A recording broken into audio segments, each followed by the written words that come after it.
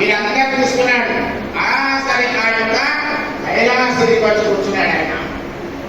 యథాక్షితం మహాదేవత ప్రత్యక్ష దేవత అందరూ వచ్చారు, చూశారు.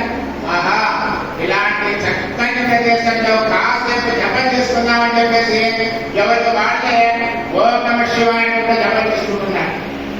పరమాత్మైనటువంటి శ్రీమన్నారాయణమూర్తి కృష్ణమూర్తి చూశాడు. ఒరే నాయన, ఆయనకు వచ్చిన మనం జపం చేసాడు కాదురా, ఆ శివుడిని తీసుకెళ్ళాడు. అందరినీ లేపాడు. నాయన అహం దృష్ట్యా శివుడు లేకుండా అన్నాడు. శివుడికి కోపం వస్తే నీవు లేదు, నేను లేదు. ఆ యొక్క మూడో కంట అందరినీ కూడా భక్తులుగా చేస్తాడంట.